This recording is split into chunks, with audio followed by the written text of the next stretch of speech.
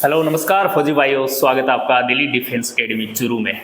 आज जो पहली शिफ्ट में जो पेपर हुआ था उसके कुछ क्वेश्चंस हम बच्चों ने भेजे हैं, तो मैं उन प्रश्नों की बात करना चाहता हूं। बहुत ही आसान पेपर आ रहा है, जीके, मैथ, रीजनिंग और साइंस के एकदम आसान प्रश्न, वन लाइनर प्रश्न आ रहे हैं।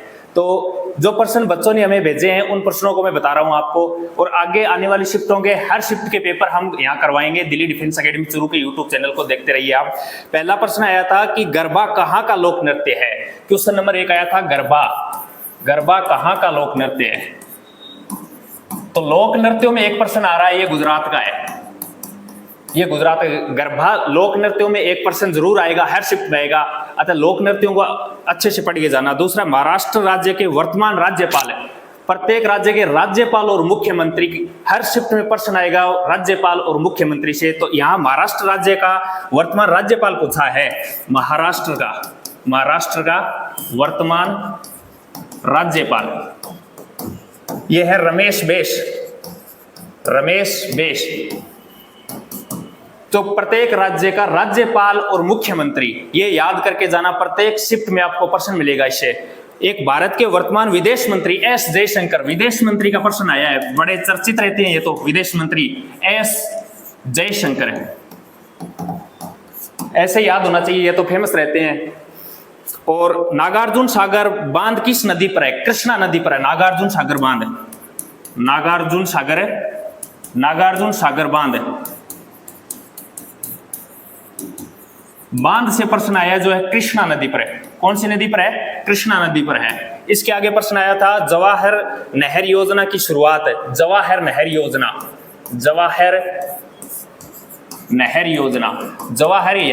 योजना की शुरुआत पूछ रहा है। जवाहर नहर योजना की शुरुआत हुई थी 1989 को। अमेरिका का राष्ट्रपति, ये तो न्यूज़ों में सुनकर आपको पता होगा, ये बाइडेन साहब हैं। भारत के वर्तमान शिक्षा मंत्री धर्मेंद्र प्रधान है। ये शिक्षा मंत्री हुए। और जो चर्चित देश है ना, अमेरिका, जापान, इनके राष्ट्रपतियों का पता होना चाहिए आपको, यही प्रश्न पूछ रहे हैं। शिक्षा मंत्री हो गया। एक महात्मा गांधी की मृत्यु के बारे में पूछा गया था। 1948 में महात्मा गांधी की दिल्ली में मृत्यु हुई थी, 30 जनवरी 1948 में। वर्तमान प्रधानमंत्री कौन से नंबर के हैं? वर्तमान पीएम है जो 15वें नंबर के हैं। 15वें नंबर के वर्तमान प्रधानमंत्री 15वें नंबर के हैं, नरेंद्र मोदी। और एक प्रश्न आया था उत्तराखंड के वर्तमान मुख्य न्यायाधीश रितु बिहारी, उत्तराखंड के मुख्य न्यायाधीश।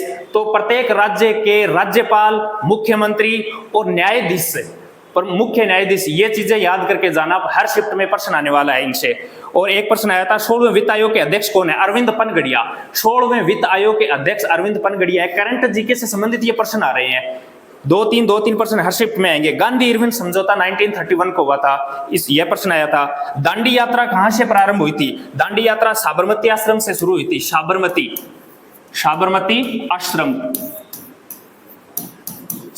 आश्रम से शुरुआत हुई थी दांडी यात्रा की। दांडी यात्रा का प्रश्न आया है। 15 अगस्त को जवाहरलाल नेहरू ने झंडा कहां पहनाया था? तो लाल किले पर पहनाया था 15 अगस्त 1947 को यह झंडा। अयोध्या मंदिर का उद्घाटन 22 जनवरी 2024 को। करंट जीके से प्रश्न आ रहे हैं, तो करंट जीके जो फेमस प्रश्न बने था ना, उन प्रश्नों को जरूर याद करके जाना आप। बिहार से अलग होकर राज्य बना था, झारखंड राज्य बना था। आईपीएल 2023 का महंगा खिलाड़ी शेम करन, आईपीएल का सबसे महंगा खिलाड़ी 2023 का। करंट जीके से वास्तव में प्रश्न आ रहे हैं, अच्छे प्रश्न आ रहे हैं। देवेंद्र झाझड़िया का संबंध भाला फेंक। देवेंद्र झाझड़िया बहुत फेमस रहे हैं और अभी चुनाव भी लड़ा है उन्होंने, तो देवेंद्र झाझड़िया के भी प्रश्न पूछ लिया है कि कौन से खेल से संबंधित थे ये।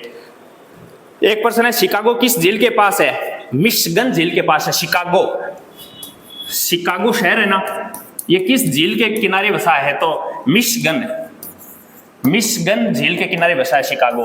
तो प्रमुख जो शहर है वो कौन सी नदी के किनारे बसे हैं, तो वो भी ध्यान करके जाना आपको। इसके अलावा प्रश्न पूछा गया था कि मालाबार युद्ध अभ्यास, एक युद्ध अभ्यास से प्रश्न आने वाला है। युद्ध अभ्यास से जितने भी युद्ध अभ्यास हुए ना 2024 और 2023 के में जितने भी युद्ध अभ्यास हुए हैं, उन युद्ध अभ्यासों को जरूर पढ़ के जाना। युद्ध अभ्यास पूछा गया था मालाबार युद्ध अभ्यास। मालाबार युद्ध अभ्यास 3 देशों के बीच हुआ था, भारत, जापान और Australia. Bharat plus Japan plus Australia. Australia, Bharat, Japan, Australia के मध्य हुआ था मालाबार युद्ध अभ्यास। सर्वाधिक जनसंख्या वाला राज्य पूछा गया था, यूपी है। यूएनओ का हेडक्वार्टर कहाँ है? यूएनओ का हेडक्वार्टर न्यूयॉर्क में, ये प्रश्न पूछा था।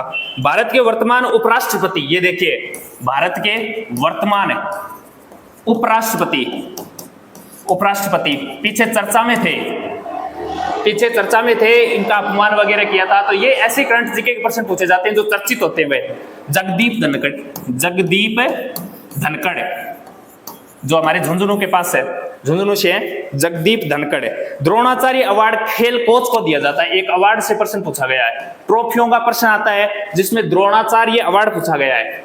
द्रोणाचार्य अवार्ड ये खेल के कोच को दिया जाता है, खेल के कोच को दिया जाता है द्रोणाचार्य अवार्ड। कुशीनगर किस राज्य में है? कुशीनगर उत्तर प्रदेश में है। कुशीनगर, ये हिस्ट्री से प्रश्न पूछे गए हैं। जो कुशीनगर, ये जो फेमस नगर थे ना, ये हिस्ट्री का प्रश्न है, यूपी में है कुशीनगर। थल सेना दिवस कब मनाया जाता है? ये लो, जिसका पेपर था उसी का ही दिवस पूछ लिया। थल सेना दिवस ये 15 जनवरी को मनाया जाता है, 15 जनवरी को थल सेना दिवस। भारत की सबसे बड़ी रिफाइनरी है जामनगर। भारत की सबसे बड़ी रिफाइनरी जामनगर, ये प्रश्न पूछा गया है। और एक कच्छ महोत्सव गुजरात, ये प्रश्न पूछा गया है। इसके अलावा मैं आपको बता दूं, एक महाराष्ट्र के राज्यपाल के बारे में पूछा गया है। और वर्तमान में सहकारिता मंत्री का प्रश्न आया। सहकारिता मंत्री कौन है? ये है अमित शाह सहकारिता मंत्री भी हैं, ये थोड़ा ध्यान रखना आप। कुछ मैथ्स के प्रश्न है जो मैं बताता हूँ। मैथ्स के तो एकदम आसान एक लाइन के प्रश्न आ रहे हैं। जिसने थोड़ी भी मैथ आती है ना, प्लस माइनस गुणा भाग करना भी आता है ना, तो वो मैथ्स और रीजनिंग के 20 में से 20 करके आएगा। मैं मैथ्स के प्रश्न बता रहा हूँ मैं आपको कैसे आ रहे हैं। वस्तु को 960 में बेचने पर 20% का लाभ होता है। कोई वस्तु है, उस वस्तु को 960 रुपए में बेचने पर क्या करने पर है? बेचने पर 20% का क्या होता है? लाभ होता है। तो इस वस्तु का क्या पूछा है? क्रय मूल्य पूछा है। क्रय मूल्य निकालना है। 960 रुपए में बेचने में 20% का लाभ हो रहा है। 20% का लाभ होने का मतलब 120% का मान किसके बराबर है? 960 के बराबर है। हमें तो 100% का मान निकालना है। वस्तु का क्रय मूल्य 100% होता है, तो 960 बटा 120 इंटू 100, ये उत्तर है इसका। 5 आदमी किसी कार्य को 10 दिन में करते हैं। 5 आदमी किसी कार्य को 10 दिन में करते हैं, तो यही कार्य एक आदमी कितने दिन में करेगा? एक आदमी कितने दिन में करेगा? MDH सूत्र आता होगा आपको, उसी से ये प्रश्न होगा। एकदम आसान प्रश्न है, एक लाइन का प्रश्न है। इसके बाद प्रश्न है एक कार्य को 10 दिन में करता है, बी उसी कार्य को 20 दिन में करता है। दोनों का एलसीएम लेना है। दोनों का एलसीएम क्या आ गया? 20। पहले का कार्य एक क्षमता 2 आ गई, दूसरे की कार्य क्षमता 1 आ गई। ए और बी मिलकर इस कार्य को कितने दिन में करेंगे? दोनों की कार्य क्षमता का योग क्या है? 3। कुल कार्य कितना है? 20। 6 सही कुछ इसका उत्तर आएगा। इसके बाद मैथ का क्वेश्चन है, 2 वृत्त की परिधि का अनुपात क्षेत्रमिति से। प्रत्येक शिफ्ट में प्रश्न आने वाला है क्षेत्रमिति से।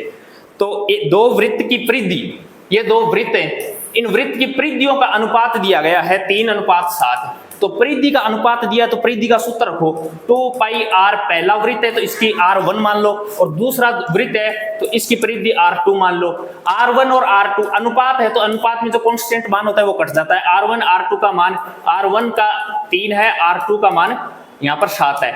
हमें क्या पूछा है? वृत्तों के क्षेत्रफलों का अनुपात पूछा है। क्षेत्रफलों का अनुपात निकालने के लिए क्षेत्रफलों का सूत्र πr², अनुपात πr²। वे ये 1 है और ये 2 है, पाई से पाई काट दो। r1 का मान क्या है? 3 है, 3 की पावर 9 अनुपात। r2 का मान 7 है, तो 7 की पावर 49। ये इसका उत्तर हो जाएगा। 11 11 11 4 बार 11 लिखे हुए हैं, 4 बार 11। इसका औसत पूछा है। सेम नंबर का औसत या नंबरों के बीच समान अंतर हो तो उसका औसत निकालना एकदम आसान है। ये सेम नंबर है, औसत पूछा है तो उसका औसत 11 ही हो जाएगा। वरना अगर सेम नंबर सेम नहीं है, अनुपात अगर उनका अंतर सेम है, तो पहला नंबर और अंतिम नंबर योग करके बटा 2 कर देना। या फिर राशियों का योग बटा राशियों की संख्या करके कर देना, किसी प्रकार से भी कर देना। ये उत्तर क्वेश्चन एकदम आसान क्वेश्चन है। एक आयत की लंबाई क्षेत्रमिति से एक प्रश्न और आया है। एक तो क्षेत्रमिति से प्रश्न आएगा 2D से और एक आएगा 3D से। 3D से वृत्त से आ गया है और 2D से आयत का प्रश्न आया है। एक आयत की लंबाई दे रखी है, एक आयत की लंबाई दे रखी है 60 मीटर और इसका क्षेत्रफल दे रखा है। क्षेत्रफल कितना दे रखा है? 840। तो इसकी चौड़ाई पूछी है। हमें पता है आयत का क्षेत्रफल L इंटू बी होता है और इक्वल टू कितना होता है? 840। क्षेत्रफल दे रखा है 840, L का मान लंबाई दे रखी है 60 गुणा B का मान निकालना है 840। यहां से B का मान निकल जाएगा, ये पूछ रहा है। इसके बाद प्रश्न आया था 3 अंकों की सबसे छोटी संख्या। ये लो साहब, ये प्रश्न दूसरी क्लास का बच्चा बता देता है। 3 अंकों की सबसे छोटी संख्या 100 है। 100 का नोट दे 200, ये बता देगा। 250 kg का 10% है। 250 kg का 10% है। 10% निकालना तो इतना आसान है कि किसी भी संख्या के दाईं तरफ से एक अंक छोड़कर पॉइंट लगा दो, वो उसका 10% है। 40, 50, 90 का HCF है। ये लो 40, 50 और 90 का HCF और LCM से प्रश्न आएगा, कंफर्म आएगा। HCF और LCM से प्रश्न। HCF निकालना है तो इसका HCF 5 आ जाएगा। सबसे बड़ा हाईएस्ट कॉमन फैक्टर यही है 5, इसका 5 और 10। अगर ऑप्शन में 10 है तो 10 इसका राइट आंसर हो जाएगा।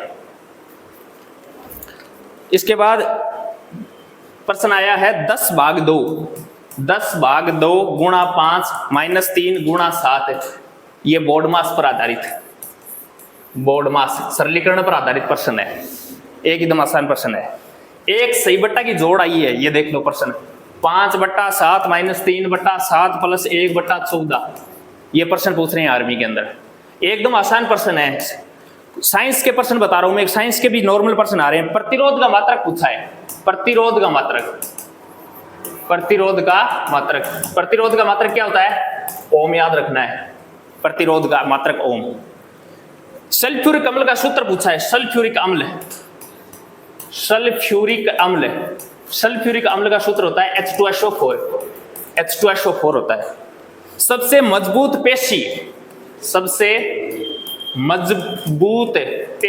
शरीर की सबसे मजबूत पेशी क्या होती है? जबड़े की पेशी होती है। मानव शरीर में कुल कितनी हड्डियां होती हैं? ये साइंस के प्रश्न है। मछली कहां से श्वसन करती है? मछली सांस लेती है तो कहां से लेती है? गलफड़ों से। कहां से? गलफड़ों से। एम्पियर किसकी इकाई है? एम्पियर किसकी इकाई है? तो एम्पियर विद्युत धारा की इकाई है। एम्पियर विद्युत धारा की इकाई है। रीजनिंग के प्रश्न बच्चों ने कम भेजे हैं। रीजनिंग के प्रश्न भी एकदम आसान आ रहे हैं। एक तो ब्लड रिलेशन पर प्रश्न आ रहा है, कंफर्म आ रहा है, ब्लड रिलेशन पर प्रश्न आ रहा है। और बाकी 1-2 जब 5 प्रश्न आते हैं एकदम नॉर्मल से प्रश्न आ रहे हैं। और ये फर्स्ट शिफ्ट का जो पेपर था उसका एनालिसिस है। आगे के सभी शिफ्टों के पेपर हम ऐसे ही यूट्यूब चैनल पर डालते रहेंगे। जितने भी ये सुबह के बच्चों ने प्रश्न भेजे हैं ना, हमारे नोट्स में से आए हैं। जितने भी कोचिंग के अंदर हमारे नोट्स दिए जाते हैं, टीचरों के द्वारा पढ़ाए जाते हैं, मॉडल पेपर लिए जाते हैं, प्रत्येक प्रश्न उन्हीं के अंदर से आया है। बहुत ही आसान प्रश्न। ये बच्चों को हमने रटवा दिए थे प्रश्न और वही प्रश्न पूछे हैं सबके सब। और ऐसे ही प्रश्न आने वाले। आपको लगेगा कि ये आसान प्रश्न पहली शिफ्ट में पूछ लिए तो हमारा क्या होगा? मैं कह रहा हूं हर शिफ्ट में ऐसे ही प्रश्न आएंगे। ये प्रश्न बहुत ही आसान भरे पड़े हैं और ऐसे ही प्रश्न आने वाले हैं। अतः आप भी रिविजन करिए दबा के, क्योंकि ऐसे ही प्रश्न आने वाले हैं मैथ, रीजनिंग, साइंस और जीके का। धन्यवाद।